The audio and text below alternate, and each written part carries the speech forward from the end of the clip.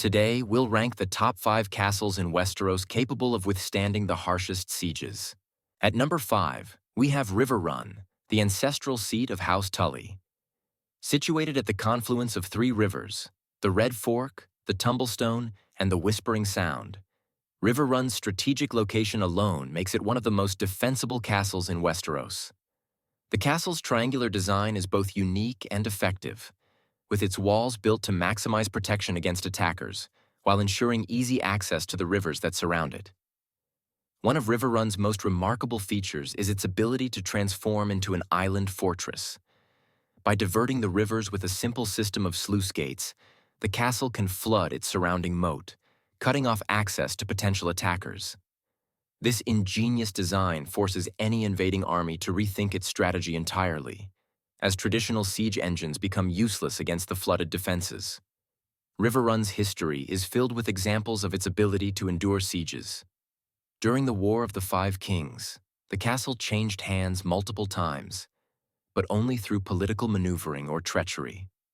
When fully manned and supplied, Riverrun is nearly impossible to take by force. Its layered defenses, coupled with access to fresh water and abundant food stores, make it a formidable stronghold that can endure prolonged sieges. At number 4, we have Greywater Watch. The elusive seat of House Reed is a fortress shrouded in mystery. Unlike the imposing stone walls and towering keeps of other castles, Greywater Watch relies on secrecy and its unique environment for defense. Located deep within the swamps of the Neck, this castle is said to move. Yes, you heard that right. Greywater Watch is not fixed in one place.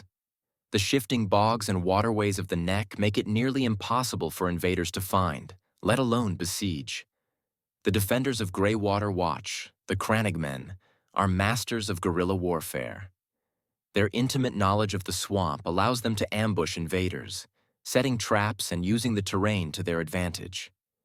Even the most seasoned armies would find themselves lost in the Neck, falling prey to disease, quicksand, and the relentless attacks of House Reed's warriors. What makes Greywater Watch truly unique is its inaccessibility. No maps exist to guide an enemy to its gates, and even if an army could locate it, the surrounding swamps would make any approach a logistical nightmare. Food and supplies would be nearly impossible to transport through the treacherous terrain, and the Crannogmen's hit-and-run tactics would ensure that no army could maintain a foothold. While Greywater Watch lacks the traditional defenses of stone walls and massive gates, its natural environment and the cunning of its defenders make it one of the most impregnable fortresses in Westeros. Then at number 3, we have Storm's End. The ancestral seat of House Baratheon is a masterpiece of defensive architecture. Built by the legendary Brandon the Builder, who is also credited with constructing the wall, Storm's End is a fortress designed to withstand anything Westeros or nature can throw at it. The castle's most defining feature is its immense circular curtain wall. This wall is not only extraordinarily thick, but also designed to deflect siege weapons. It is said that the stones are magically fused together, leaving no gaps for an enemy to exploit. The sheer size and strength of the wall make it impervious to conventional siege tactics. Storm's End's location further enhances its defenses. Perched on a rocky promontory overlooking Shipbreaker Bay, the castle is surrounded on 3 sides by treacherous seas. Any attempt to attack by land must navigate a narrow causeway, where defenders can easily pick off advancing forces. By sea, the violent storms of Shipbreaker Bay make a naval assault nearly suicidal. One of the most famous sieges of Storm's End occurred during Robert's Rebellion, when Stannis Baratheon held the castle against the Tyrells for nearly a year. Despite facing starvation, the castle never fell, thanks to its unyielding walls and Stannis' determination. This legendary defense cemented Storm's End's reputation as a fortress that could weather any storm. At number 2, we have the Eyrie, the seat of House Arryn, is a castle unlike any other. Located high in the Mountains of the Moon, the Eyrie's elevation alone makes it nearly impregnable. The castle is accessible only via a narrow and treacherous mountain path, known as the Giant's Lance.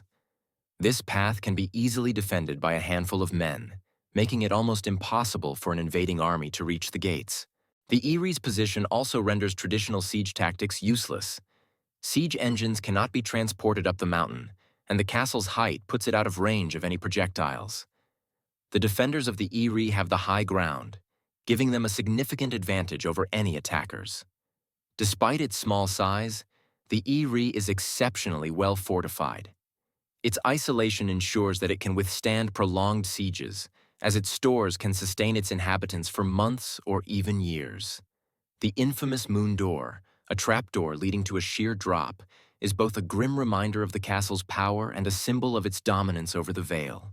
Finally, at the top of our list is Casterly Rock, the seat of House Lannister. This fortress is the epitome of unbreachable defense, combining natural advantages with brilliant design.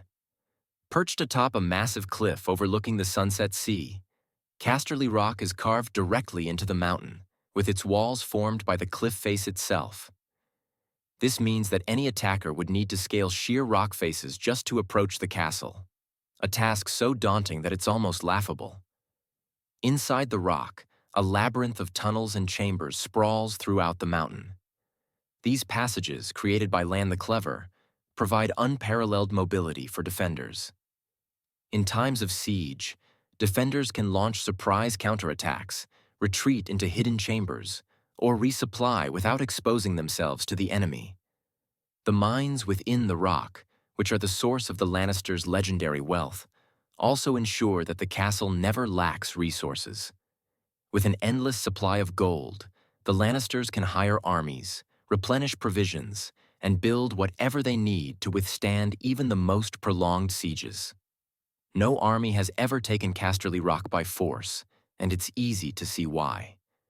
Its natural defenses, its complex internal structure, and its sheer size make it the ultimate fortress in Westeros. Casterly Rock is not just a castle, it is a statement of power, wealth, and invincibility.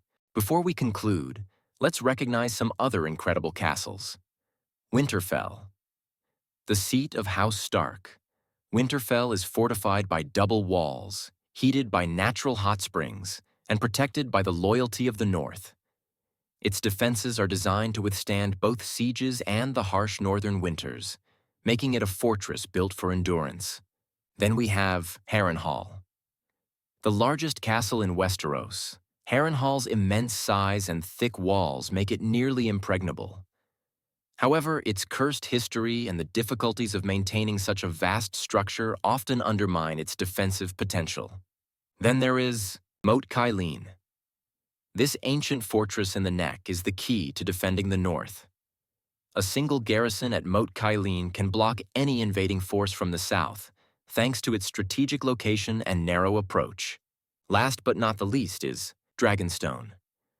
With its volcanic cliffs and ancient Valyrian design, Dragonstone is both a fortress and a work of art. Its location near Blackwater Bay and its natural defenses make it a vital stronghold in times of war. These castles represent the ultimate in siege defense, each with unique qualities that make them nearly unassailable. Which is your favorite? Share your thoughts, and don't forget to like, subscribe, and join us for more deep dives into the world of Westeros.